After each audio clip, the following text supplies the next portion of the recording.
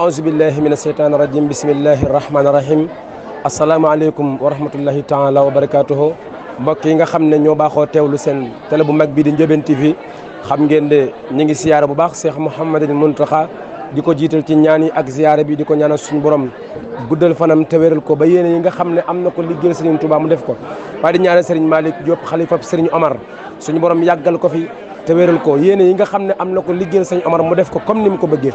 waaye ñi ngi siyaare mboolem njabootu sëñ Omar gi yëpp ñi ngi nii ci kër sëñ Omar gi fii nga xam ne moo di Porokhane di wax alhamdulilahi rabil alamin bi ñu ko yàlla fekk la waatee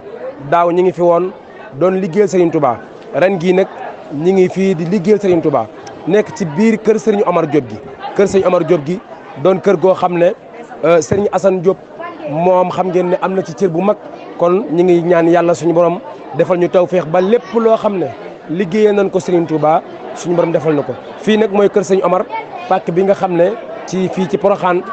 ñun taalibe sëñ Omar yi nekk fi di fi liggéeyal sëñ Omar te kenn ku ne xam li diggante sëñ Omar Diop ak Serigne Touba moo waral fu pàkk Serigne Touba nekk sëñ Omar Diop ma nga ci biiram moom it di ci bay ab waaram moo waral mbirum sëñ Omar di jolli jëm ca kaw saa su ne bu ñuy liggéey sëñ Touba xam ngeen ne saa su ne noonu la ñuy feddale li liggéeyal sëñ Omar Diop kon nag kër gaa ngi nii